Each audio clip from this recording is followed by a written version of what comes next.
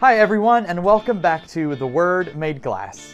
The last day of Holy Week that we have to finish off in our stained glass series is Easter. So the windows today celebrate the resurrection of Christ. The first window in our set today tells the story of the women who go to the tomb to look for Jesus, and he's not there. So when the three women go, or two women, or one woman, depending on which gospel you read.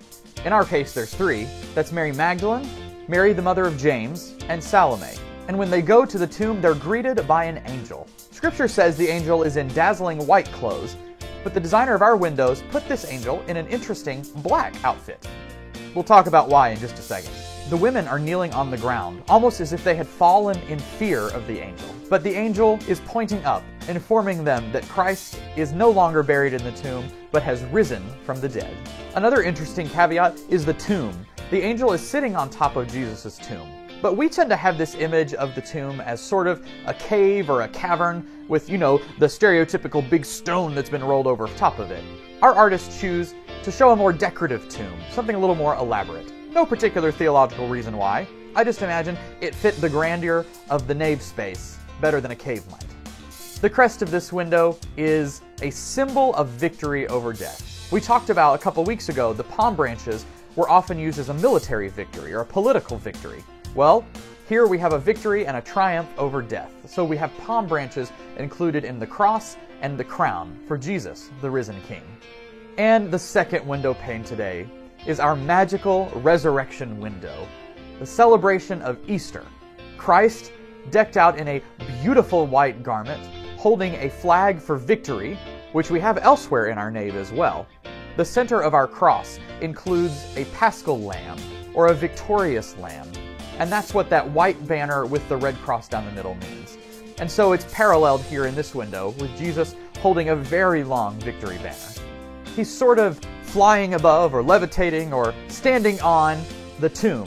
And it's interesting the way that the actual craftspeople that put our windows together, they put the seam of glass right through the middle of the tomb. So I wonder, was this an accident?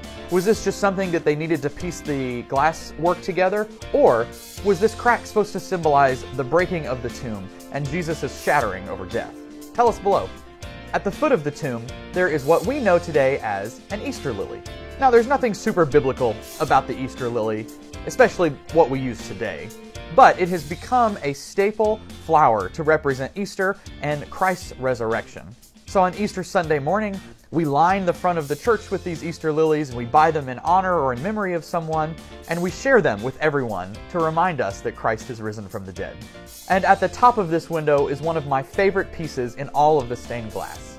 Greek mythology in particular, although there are other world cultures that have symbols like this, remember an ancient creature, an ancient bird called a phoenix, that lived for many, many years, up to 500 some say. And at the end of its life, it would die in a burst of flames and would turn to ash. But out of the ashes would rise a new baby phoenix to carry on its long life and repeat the process. So out of the ashes comes new life, and that's what this phoenix symbolizes. Out of the ashes and death of crucifixion and murder and hatred comes a new life, a resurrected Jesus Christ. But that also applies to us, right? Our life of sin and hate and pain and hurt and suffering, we collapse into ashes. But out of those ashes, God grows a new life for us, a new life with Jesus Christ. Now, like I said a minute ago, the angel on the first pane is dressed all in black. Now, this is an intentional design choice for the functionality of the window. If you stand at the back of the church on Easter Sunday morning, your eye will immediately be drawn to the window with the most white. And that is the resurrection window.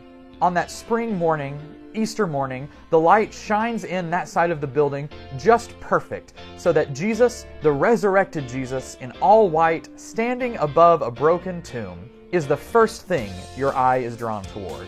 The resurrection window that reminds us who we are. We are a resurrection people, shines with the brightness of God on Easter Sunday morning. So thanks for watching this week. Next week, we'll continue down that side of the nave with more windows from the stories from Scripture and tradition as we learn more about our stained glass windows and the Word made glass.